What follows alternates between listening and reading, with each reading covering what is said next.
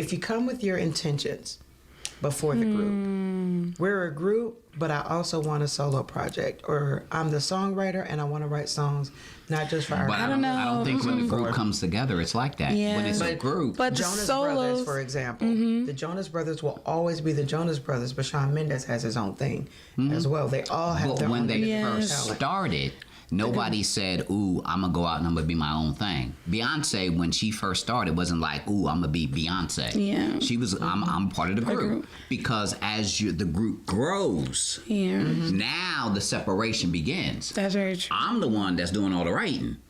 When we first started, we were all supposed to write. When we first, you were going to do this, I was going to do that, you were going to do that. But then as we grew, things sort of fell off.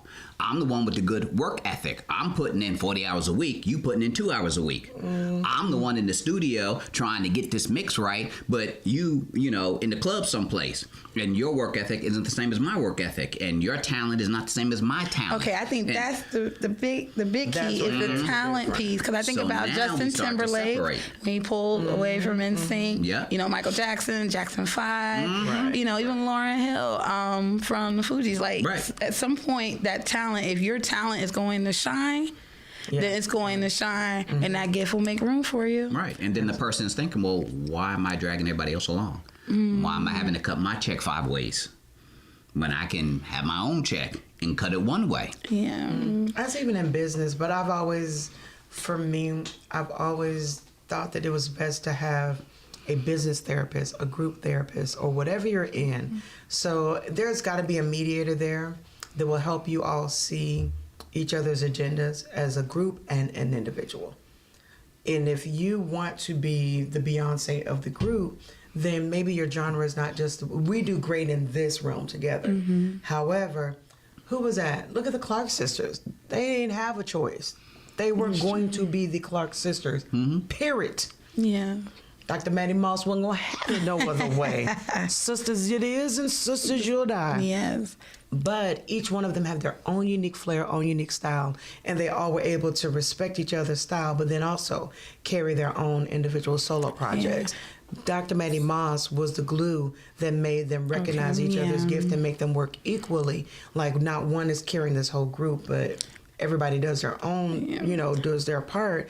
But then at the same time, you still have your individuality that can be respected. And I think that's the difference. Because when you said that, I also thought about the Braxtons.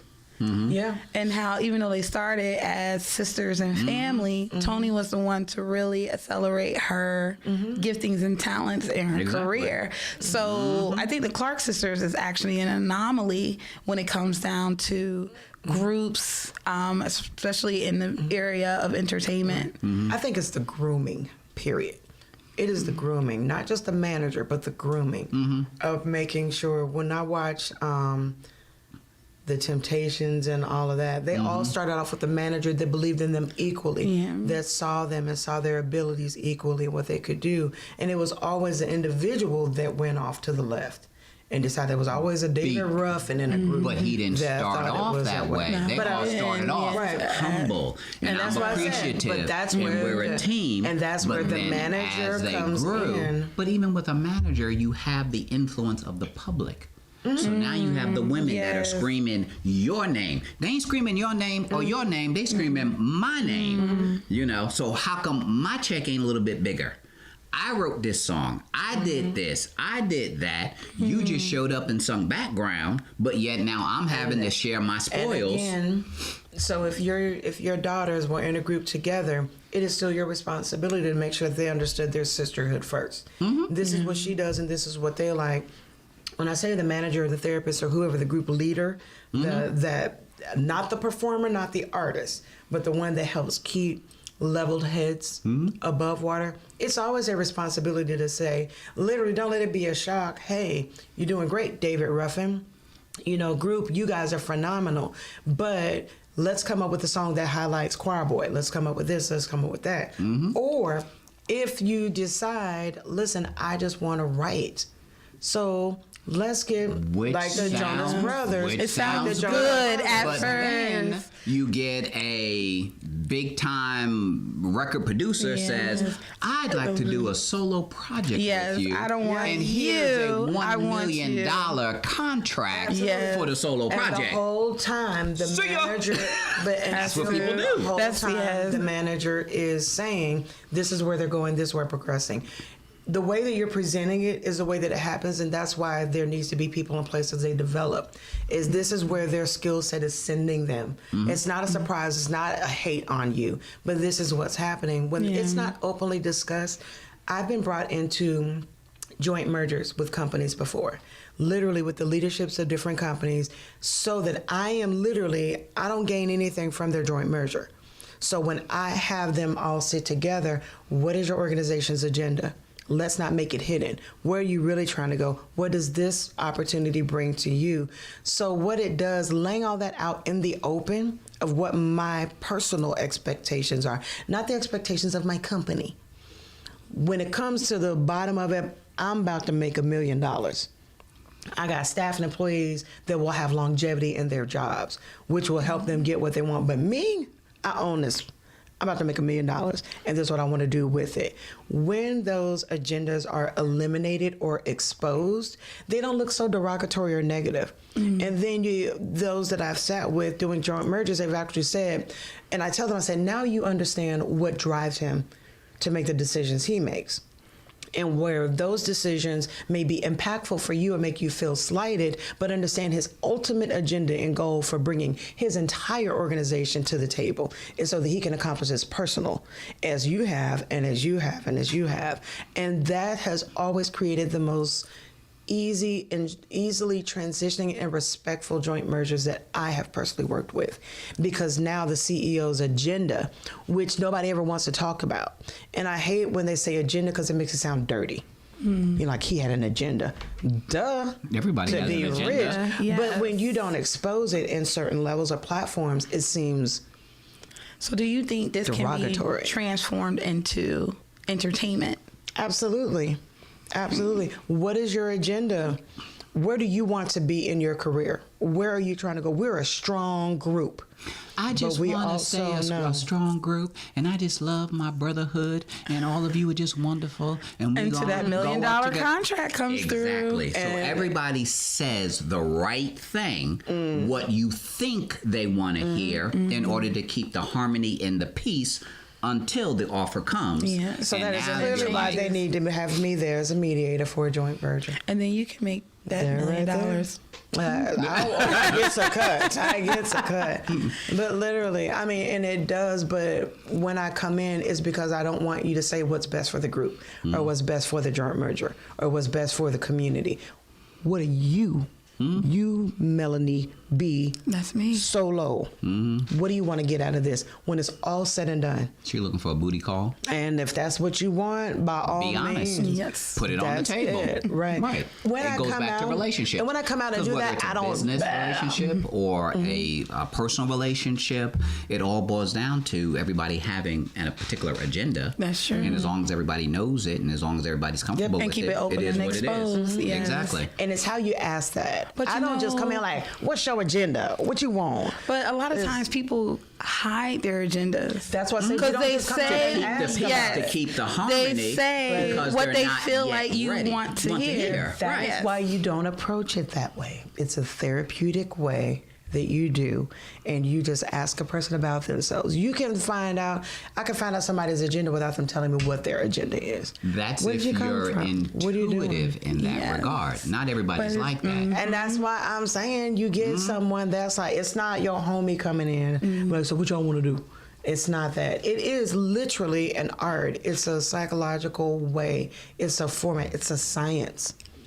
To having those discussions where people drop their guards and they don't even realize they're exposing their agendas. You know, and like I said, I don't go into it like, so what's your agenda? There's conversations. You ever took one of those analysis tests? Yes. Where you answer questions and then at the end it tells you, and you're like, dang, that's right on. Yes. It's that same concept. But even still, you have to be very self-aware as well. And a lot of times people don't want to be transparent. because they want to get what they want to get. So if my whole goal is I just want this relationship, I'm going to tell you everything you need to hear so I can hold on and connect to you, because that's what I want. If I want a promotion on the job, I'm going to do I'm everything. gonna do what I need to do. I'm going to dance to please around. the boss. I'm gonna be the Bojangles in order to get my whatever, and then I'm gonna kick you to the curb. Right. And then keep it But when you do that with me, I don't have no buy-in in what you're doing anyway. That is the difference. People are transparent with me because I'm not here to buy, sell, or trade. I'm that one that you get to be vulnerable and naked with. I'm that one that gets to like, look, use Ebonics, because we already know that you're from Tuscaloosa, Alabama, so you can take all of that, put your twang back in. So is that the same with your relationships too? With my relationships, just the vulnerability piece. Yes. Do I want that person to be vulnerable with me? That determines how much investment am I spending in this. Okay. Some relationships, I've got some great friends, and I know that I am there to be the hearer to their woes. They don't have any expectation of me to bring problems to them. I don't have any expectations of them to give me advice. Like, their relationships where I am real about who they are and what they're capable of handling and doing. So those relationships I'm in, they're so authentic that, Mel, I can't stand you today. Like, when we went out, you did, and you said, he was like, girl, you need to get over it or whatever. But we still like, so we going to the mall next week? You know, Yes. like I've got But those. I feel like that's like a friendship. And I feel like sometimes in relationship, in relationships, you don't get to grow and cultivate that type of friendship. Because I do have male friends that I'm like, you don't have to leave me alone. Like, I don't want to hear you. Like, leave me alone. And then the next day, what you doing? Can I come over? Right. In a friendship way, okay? Right. You know, and just hanging out. But when you're in relationships, I feel like you trying so hard to impress the other person that you end up, sometimes you can lose yourself in that. That's why I love me some me. And self-love is so important. That can love, but I've got to accept my own flaws. But that comes in stages, and that comes with maturity. And growth, because how you perceive and operate in your 20s is different than your 30s. And I'm talking about the here and I'm talking about the here and now me. Yes. Who I am, that is exactly who you're getting. There are parts of me that I'll cultivate, because when two become one, realistically, you're going to you can no longer leave the toilet seat up. You can, but do you really want to argue about that every day? You can resolve that by getting 2 bathrooms. You got one, I got one. You do whatever you want with your toilet seat. But as long as we're under one, you mind dropping that seat down at night. Yeah. And it's the love and the respect for you. You're right. That he'll take the time. Right. So there's a cultivation. So there's a cultivation there that Gotta you wash know your you're butt anyway. So what you fall at? You gonna sprinkle water on it anyway? Okay, let's on record. Not everybody does. Okay. No. But right. And who we are now is Falling in is totally not cool. I'm just gonna put that out there. It ain't. It is like the worst. And let me tell you, hovering in your own house is unacceptable. You can't. Hey. Like, that's my toilet. I should drop it. Yeah, like that's it's some hot. serious squats you got going on. Can't do that. Can't do that. Yeah, but I feel like that's one of the biggest pieces in relationship now, and statistically why so many marriages end. It's not divorce. giving that authenticity. Yeah, it's not putting it out there. Or sometimes we don't want to hear it. People can sometimes be very transparent. This is who I am. Oh, I can change him. I can change him. Yes. I agree. No. Yeah. No. He ain't never been with a girl like me. No. Child, I put it on him. whatever. Yeah. You gonna end up with it's all the not. rest of them. And then It's ask not. the questions that you don't want to know the answers to. Hey. So how was it, Big Daddy? I don't want to say it's the worst thing ever. But that's why men don't ask. Yeah, men don't ask. Exactly. I'm gonna say. Yeah. It's like, ooh, you the best I ever had. Ooh, you long dong silver. Ooh, you. Did he say Long John Silver though? Hey there. Don't make no sense. People Yes. just be lying. How do I look in this dress? Oh, you just a fat blob and you should go kill yourself. Ain't nobody gonna say that. There might be some crazy person that might put that, but most people, Some you're right. relationships They're not. out there. Yeah, you are not. Some mentally unstable You are relationships not. out there, You're son. not. But you do. You kind of butt big. compromise. Yes. So people just, I don't know, sometimes they want you to lie to them. Yeah. To help their own self-esteem. Yes. To help build themselves up. That's true. Because you know the world is talking about you in a not so friendly way. Yes. So you turn to your significant other to get built up and to get that affirmation. That's very true. Even if he or she needs to lie in the process. And It's that's little where white sometimes lies, the but trying problem comes to in. balancing Melanie, it. what's your love language? What's my love language? Do you know the 5 love languages? I do. And I honestly, not 100%, sure which specific one I am. I never really I mean, you took a can do test. all 5. Like, what's your, in the order of which they are received, you think? Like mine is quality time spent, physical touch. Yeah. I think everybody loves Acts a little of physical service, touch. words of affirmation, and then gifts. You just nasty. Just nasty. We all do. We all at some point, in my confidence in my singleship, I will say, we all like some physical touch. Okay. The state of well-being that she's currently in. Yes. Yes. I would just hug myself. Touch me. So tell me what you want. Yes, Mine's but is acts of service. So that's how I know you loved it, me. What you do for me lately. And depending upon what that is, that determines whether or not you love me or not. And then touch. see, I told you. Everybody loves that touch. Everybody, men or women. Wow. Now I'm really, you have me thinking about it. Go Yes. back. You look like you a gift girl. I am. I will give. You like receiving receiving gifts. gifts. Oh, I like to give too. Your love language is receiving. That would be like, how, if you were in a relationship, what is the one way you would know he loves you? Because he always wants to hold your hand or be next to you or touch you, or because he just wants to spend quality time, whether it's doing something you need to, or maybe you're both in the same room, sitting in opposite chairs, reading a book together. Or he get you a Gucci or a Louis Vuitton. Yeah, Or a Prada. or he's always like, you're beautiful, I appreciate you, you're amazing, you're wonderful, I can't breathe without you, you're the wind beneath my wings, you're the pepper to my roni and the cottage to my cheese. I love it. And that's why I think I'm so unsure, because when like, I'm give it to with me you, I'm with you, yes, and I'm very passionate. When I'm with you, I'm with you. Got you. And you're gonna leave like, yeah, okay? Right. But when I want my space, I want my your space. And honestly, be honest, I know, like, guys, y'all get a lot of flack about, not calling, not leaving text messages and things like that. Where are you out? Well, I'm out, yes. Right. I'm that girl. Because Which one? do the one that's, what are you doing? Where are you? I'm hanging out. I'm out with friends. That's it. That's what you're going to get from me.